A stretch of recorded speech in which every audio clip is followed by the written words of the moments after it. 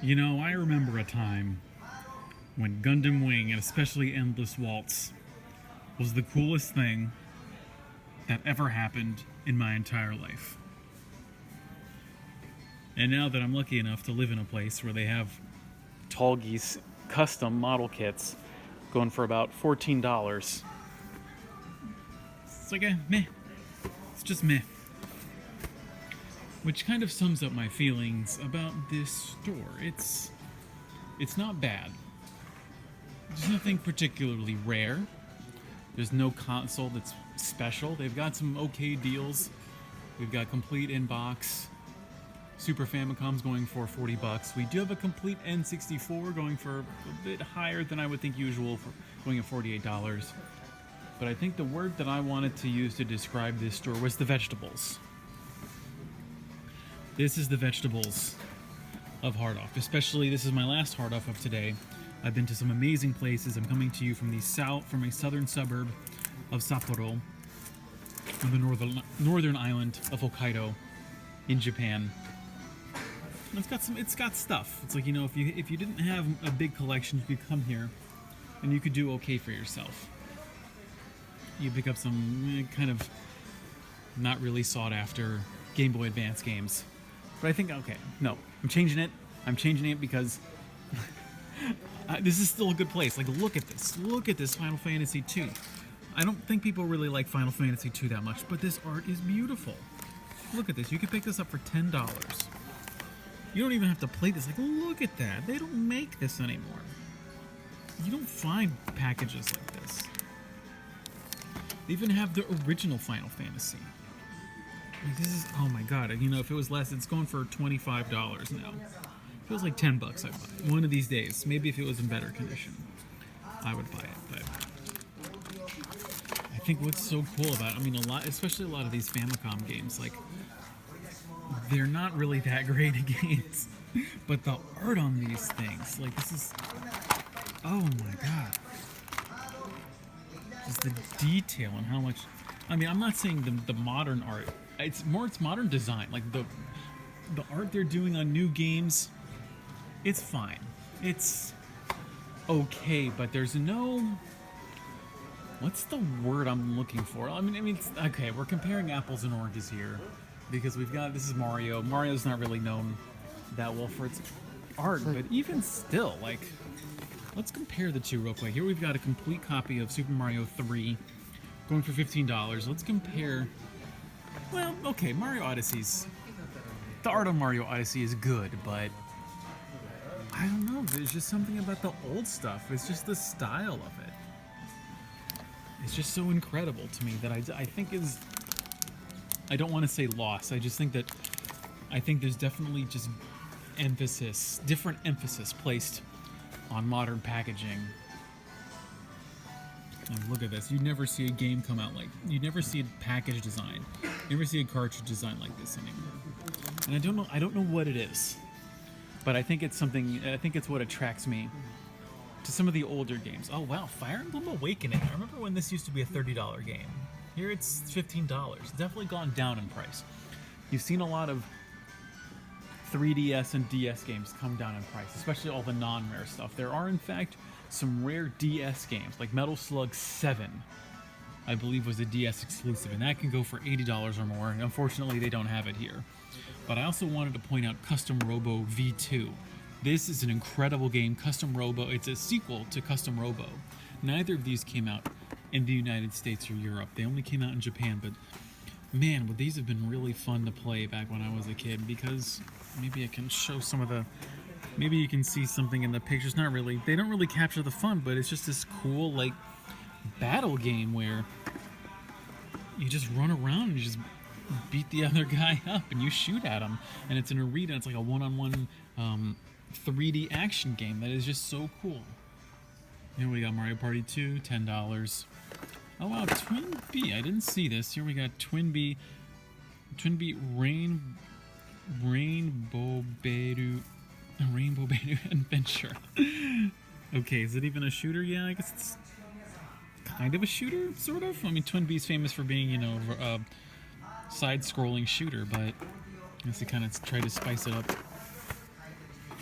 This here we've got Shin Megami Tensei, $10.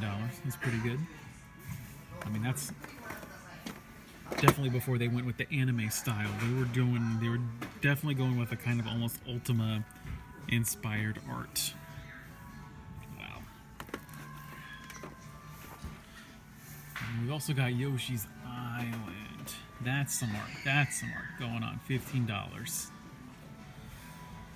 We got anything else? And then Star Fox. Like, oh, I loved when they, say what you will about Star Fox Zero, when they brought out some of the old, I don't know if they remade them or if they brought out the old puppets from Star Fox Zero promos.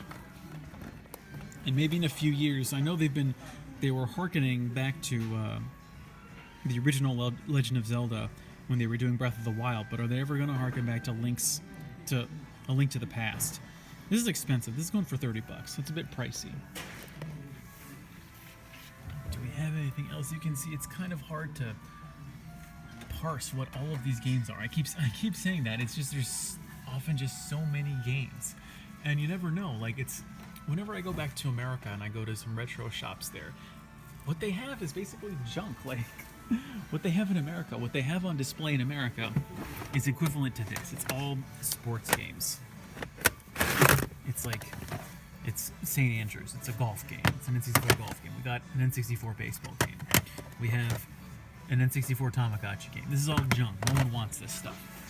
But when you go over and you look over at the stuff that people do want, we got Sonic Adventure 2 Battle, Luigi Mansion, as they called it in Japan.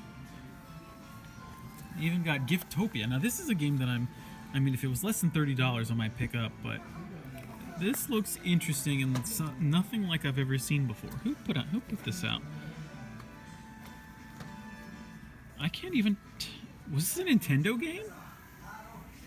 Interesting. Did that come out in America? I don't know. I've not heard of that. And here we got... Oh, wow. The GameCube release of Biohazard 3. Wow, $25. And then we've got Starfox Assault, which I bought. I mean, I've had this game for like a year, and I haven't even put it in my GameCube yet. Really got to work on that because I'd really love to play more Star Fox game. And then we got, I think this is Godzilla Destroy All Monsters, right? I think that's what they called it in America, going for $15. That's really cool. Oh, and if you wanted to see what the Tamagotchi game looked like in its box form, $3 for this. And it's just kind of one of those variety games that you can play, that you can probably play it for 5 minutes and have experienced most everything. And look at that Smash art. Oh, I love the box for the original Super Smash Brothers. Oh, and interesting. Okay, they've got a box copy of, this is Animal Crossing. This original Animal Crossing first came out in Japan on the N64, and it was only later ported to the GameCube. Let's walk over to the console junk. So this store did actually something very interesting, because normally stores will keep the junk consoles and games together, but instead what they did was they just put the junk games right here, all the bulk stuff right here next to, I guess, the games that are seen as more desirable. And then you walk back. We go through all of the guitars. Oh, I love this guitar. If I was gonna buy a guitar, I'd probably buy this one. I love it when they put the American flag on stuff. I don't care if it goes against the flag code. I just love having America everywhere. Here we go. Ps2 Graveyard. And we've even got a Famiclone system, an orange GameCube.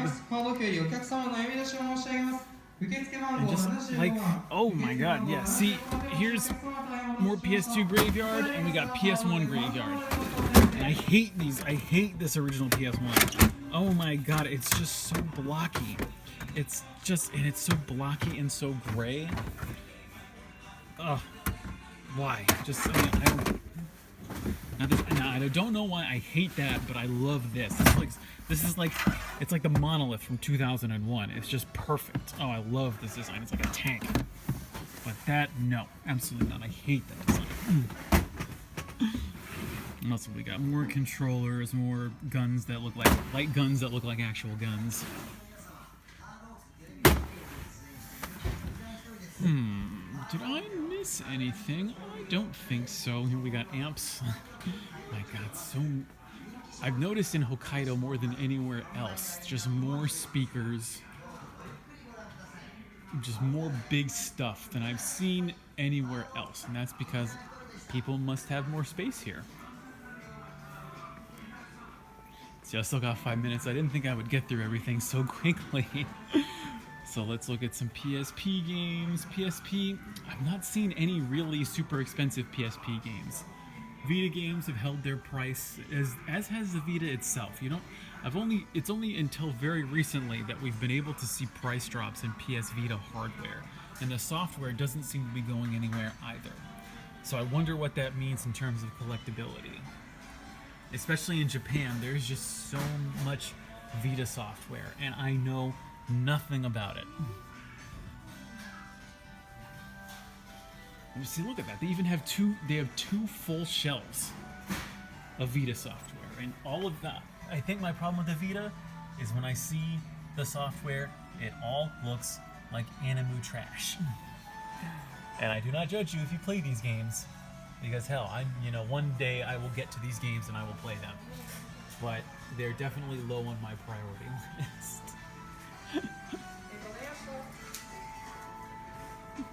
I guess let's go look at some art. We got 5 more minutes. Why don't we do a deep dive? Oh, look at this. What have we got here? Oh, it's Kirby Ball. Man. So yeah, okay, let's look at that. Look at that 2D, nice 2D sort of cartoonish artwork, and then we come to this. It just, maybe it's so loud. Like when you look at this Kirby game for the 3DS going for $30, there's just so much going on, but it's probably the same amount of characters and like action going on in the scene. But when you look at here, everything's much cleaner. Everything just makes more sense. I don't know. If I had to choose the art, I'm definitely going with the one on the left. And maybe it's just the change. I think the change over to 3D, I think really changed a lot, especially in terms of art design. And I think that kind of killed the beauty of a lot of the art. Because look at this. For Super Mario Kart, you can buy it for $15. It's almost like a painting. There's so much action going on, yet there's no confusion. You just understand what's going on in that picture. And even here we've got Fire Emblem Mystery of the Emblem going for $10, complete in box. So many characters. So much evil. What else? Oh, and we have ActRaiser. This was one of the first games. I think I might actually pick this up. This is $20. This is one of the first games that came out for the Super Famicom. And it's kind of a side-scrolling RPG where there's action. Oh, interesting. There's action mode and there's creation mode. Yeah, because I think the ActRaiser, what was so special about it, what hadn't really been done before, was I think you can like make a town or something. I'm not sure of the specifics. That's why I want to get it, and I want to, really sink my teeth into it. And some of the thing about these Super Famicom games is you can't judge the game by the cover. I know I just complained for like 10 minutes about comparing the cover art for new and old games, but you have all this beautiful artwork for Super Famicom games. You have the beautiful outside, and then you get to the actual inside, and it's just kind of a boring tactics game. Like, it's not even, I don't even know if it's good by tactics standards, because I do love a good tactics game every once in a while. But those Gundam tactics games that were put out by Band Presto really aren't that great. And here we got Mujin Chima Monogatari.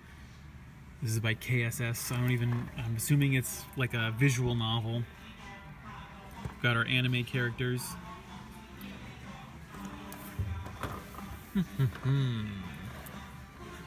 Oh, and then what is this? This is Super Sokoban. I'm guessing this is like a management simulator. Yeah, you like move around boxes. You're like pretending to be like a guy in a warehouse, and you gotta move around stuff. Oh, and here's Ray Earth. Cool. Cool, cool, cool. Pick this up for 15 bucks. Oh, and then here is Final Fantasy USA Mystic Quest. $15. Very simple, very understated cover, much like the Japanese Final Fantasy covers. Oh, yeah. So I think it can even be worth just looking through all of these games. Oh, well, not all of them. Who has the time for that? But, oh, hold on. Poppin' Twinbee. I did not notice this. 20 bucks for Poppin' Twinbee. That's cool. Wow. That might be worth it in and of itself.